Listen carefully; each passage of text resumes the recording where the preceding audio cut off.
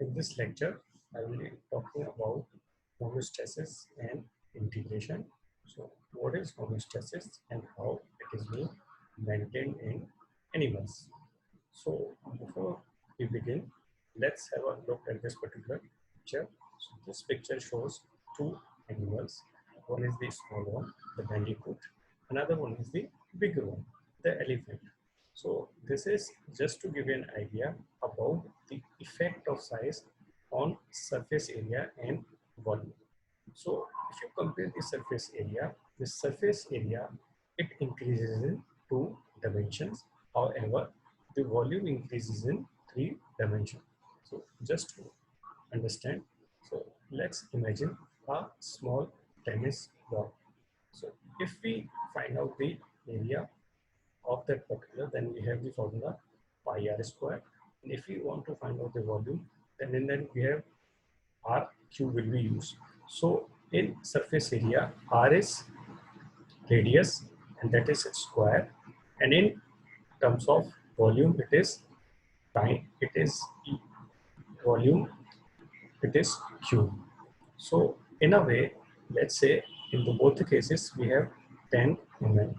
So if we say surface area, it will be 10 raised to power 10 into 10. If we say volume, it will be 1000. So there is a difference of 10-fold. So similarly, if we compare the organisms, let's say small and the large, so there is a huge difference between the surface to volume ratio. So by this difference, I mean that if there are a couple of things for which small organisms are at the advantage. There are a couple of things for which large animals are at the advantage. So let's imagine in case of small animals, if we say that the weight is less, surface area is also less. So weight equals to mg, equals to mg mass into gravity. So in those cases, small or less supportive structures, let's say the small legs in this case of this bandicoot, or even if we say go to lower animals, let's say we talk about the spiders. So in those, the volume of the body is quite large as compared to the size of the legs. Since the weight is very less, even the small fiber-like legs are sufficient enough to support the body. On the contrary, if we look at the elephant, the volume is quite high. So now in that particular case, it needs a lot of support. So it needs to have very strong pillar-like legs to support its weight. So it's not only that, it needs more energy, it spends more energy, and it needs more nutrition. However, there are some advantages also. Since this is a large animal, it is highly evolved. And it has a lot of systems like cardiovascular system, respiratory system. They are highly integrated systems which help it to maintain homeostasis. Or the systems are advanced in such a way that the whole body as a unit is managed in such a way that it works systematically. In poor animals, however, this thing is missing. It is quite possible that they may not be able to maintain perfect homeostasis. Okay, so now what is homeostasis?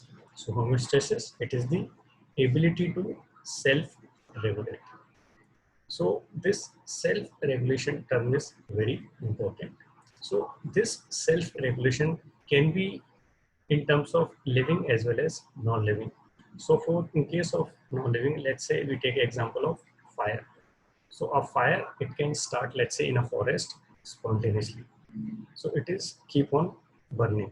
So in order for it to maintain, it needs some combustible material.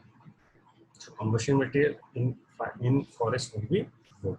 So it keeps on spreading to the nearby areas, thereby resulting in the spread of fire and burning of the trees, grass, and the plants which are coming into the contact. However, if let's say it starts raining, so when it starts raining, then it is difficult for the fire to maintain that particular strength. slowly it will be going down. However, so this kind of state which was supposed to be homeostasis would be that the fire will not go down. It will maintain that level. However, when it starts raining, it goes down. So it means the homeostasis is not maintained. So in a way, the homeostasis is not maintained in the non-living systems. However, if we compare the living systems, this homeostasis, or you can say the can be maintained, and the little disturbances that are coming into the way, they will be taken care of. They will be corrected. So homeos, it is comprises of two words. It is homeo and stasis. Homeos means similar. Stasis means to stand or stay. So it is the maintenance of a desired state in the face of disturbance. So if there are small disturbances, then the body system or the living system will counteract those disturbances and will come back to the normal state or the homeostatic state. So unicellular organisms, they have homeostatic abilities.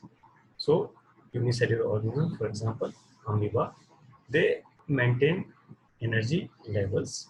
They can maintain the acid-base balance, as well as they can maintain the volume of the cells. So in animals, although the individual cells, they can have some homeostatic ability. However, at the organism level, at the large organism, the regulatory occurs at the whole organism level. It's not that only the individual cells are maintaining. Let's say if we talk about the, let's say, cardiovascular system, the circulatory system, or the nervous system. So in that, the whole system is working to maintain homeostasis. It is not that only the cells, let's say RBC, or the neurons are working. It's the whole system. So now the question arises that if each cell has basic survival skills, why organize into system for the whole body's survival? So the simple answer to this particular question is that majority of the cells in our living systems, they are not in contact with the external environment. So they are kind of inside the body. Only small number or a particular type of cells are in contact with the external environment. However, in case of unicellular organisms, they are in direct contact with the external environment. So those unicellular organisms, they can directly exchange nutrients and they can get rid of the waste materials directly. On the contrary, in the multicellular organisms, the cells, they cannot do it individually. They need systems. There are specific cells which are meant for absorbing gases like oxygen, and there are specific cells which are meant to absorb nutrition. And there are specific cells which are kind of capable of getting rid of waste product, let's say carbon dioxide, or they can get rid of the other urea and other things. So multicellular organisms, they have physically shielded from the environment. So in a way, the cells or the tissues inside the multicellular organisms, they are kind of protected, or they are not in direct contact with the environment. So body cells, they are in contact with the privately maintained internal environment instead of with the external environment that surrounds the organism. So if we look at this particular image here, what we see is that in cell we have two different kind of fluids. One is the intracellular fluid, which is inside the cells. Then we have the extracellular fluid. Now, this extracellular fluid has two components. One is the interstitial fluid, which is surrounding the cells. Another one is the plasma, which is present inside the blood vessels. So in a way, we can say cells are surrounded by two different kind of fluids: interstitial fluid and the plasma, which constitutes the extracellular fluid. And inside the cell, we have this intracellular fluid. So in digestive system, epithelial layers, they accomplish exchange between the external environment and the internal environment. So what is the external environment? Is the that they are kind of, this epithelial layer is exposed to the food material or the liquid component of the digested food stuffs, and then there will be exchange. So that exchange is occurring between the cells, extracellular fluid, and which is available in the alimentary canal. In respiratory system, the transfer of oxygen from the external into the extracellular fluid. So there is exchange of gases which takes place in the extracellular fluid. From that extra fluid, it is the cells which take up the oxygen. In circulatory system, there is distribution of nutrients and oxygen throughout the body. So it's again the involvement of the extracellular fluid there also.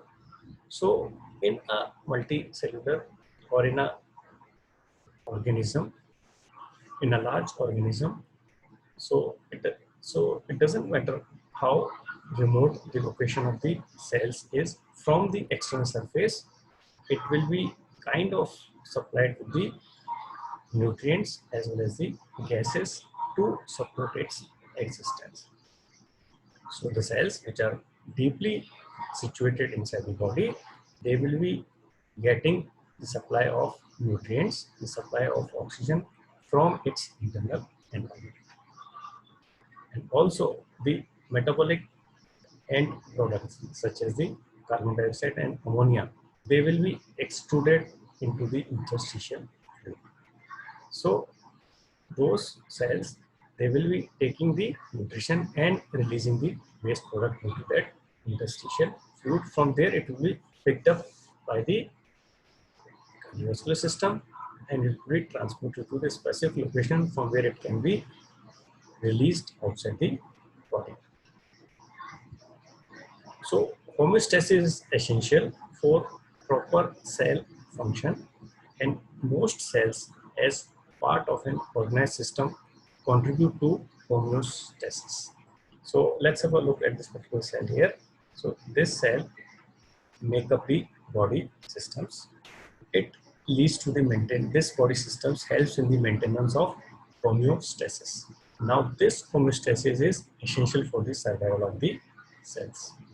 So animal cells, they can live and function only when they are bathed by an extracellular fluid that is compatible with their survival.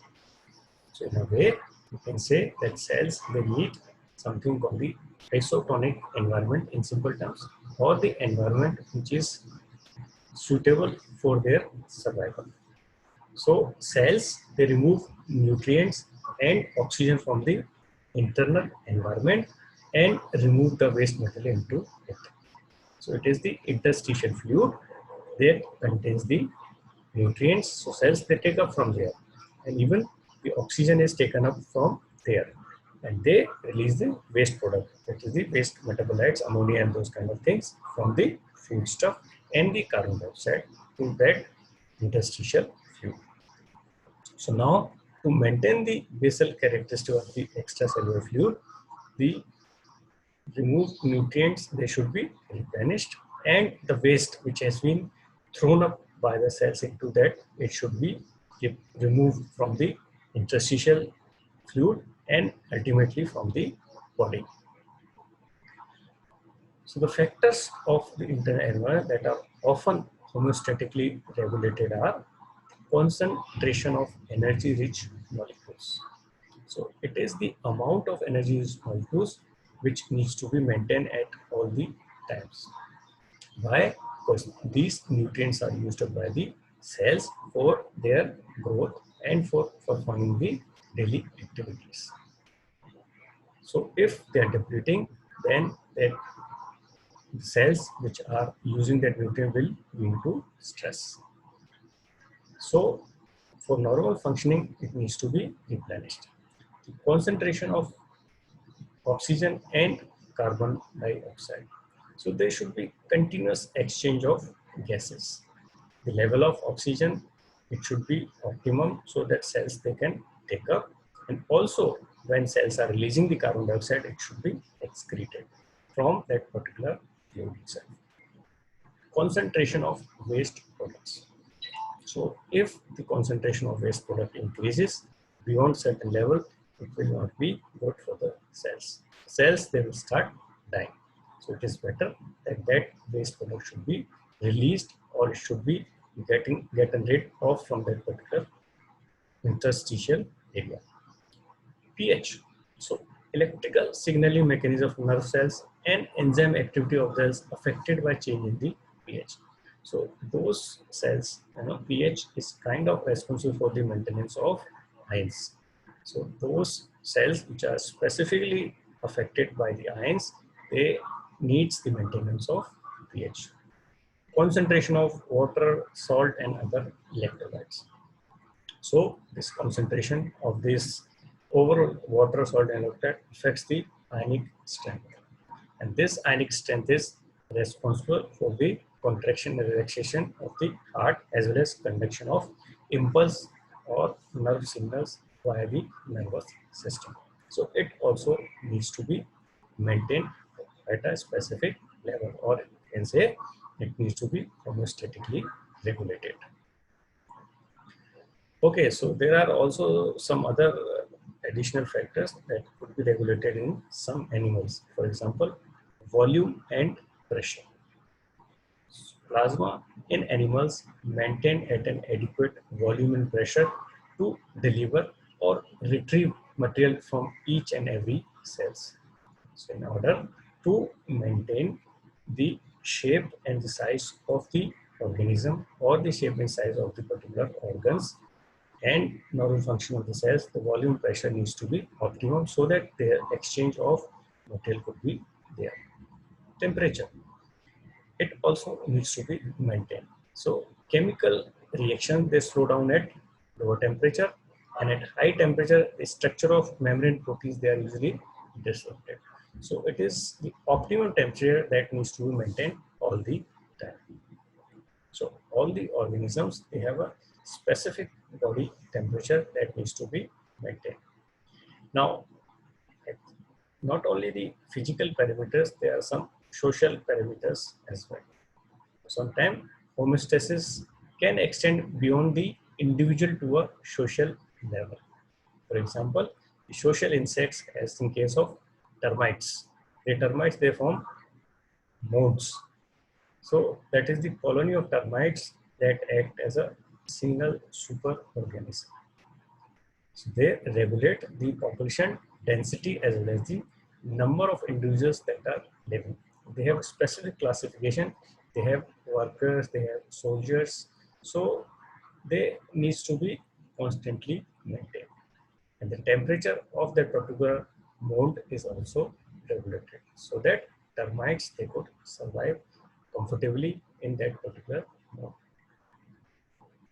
So we can say that homeostasis should be viewed not as a fixed state, but as a dynamic state in which the changes that do occur are minimized by compensatory physiological responses.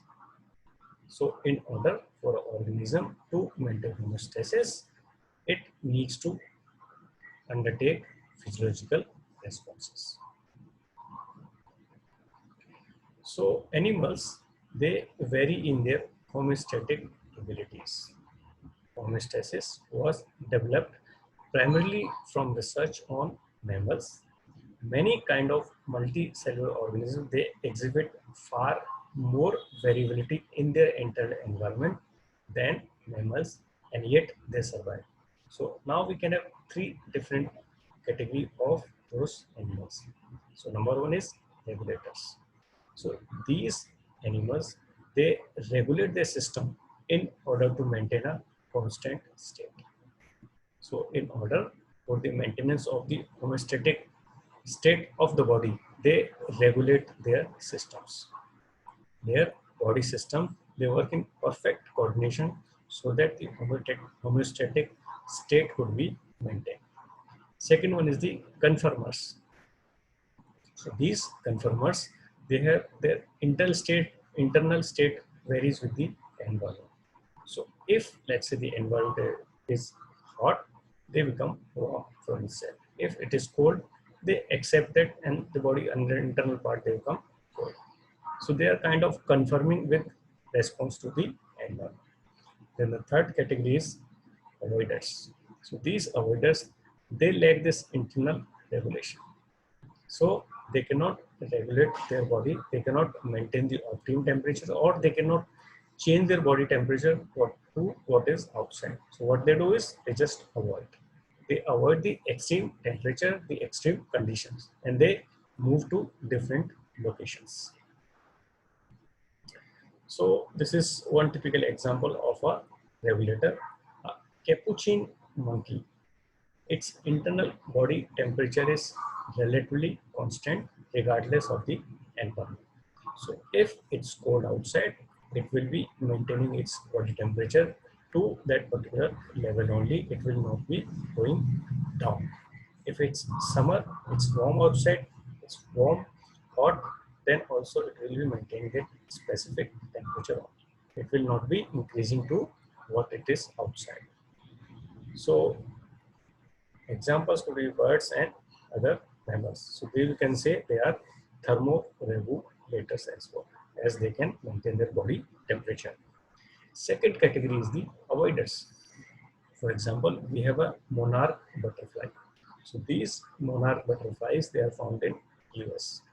So during the autumn and the freezing winters, in the northern habitat, they move to the southern habitat. In southern habitat, in areas like Mexico and California, where the temperature is really warm. So they move to those temperatures. So in a way, they are avoiding the harsh or the extreme conditions of the environment. So third one, which talk about conformers. For example, a marine snail's body temperature matches that to the external aquatic environment. So snails, they can adapt to that environment where they are living. So if they are in that, if their winters are there, the water is a little bit cold, so their body temperature will also go down. In summers, if the weather is warm and the water is a little bit warm, their body temperature will also be warm.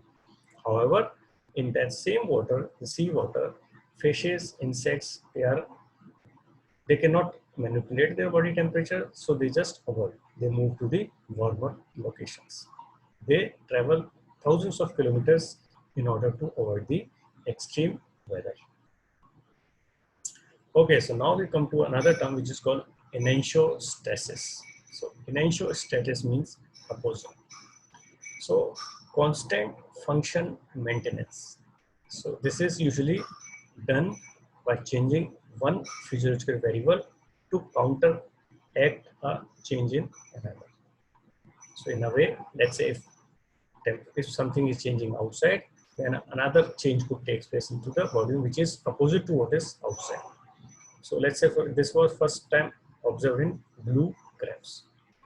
So these crabs, they suffer decrease in salt concentration once they leave the ocean.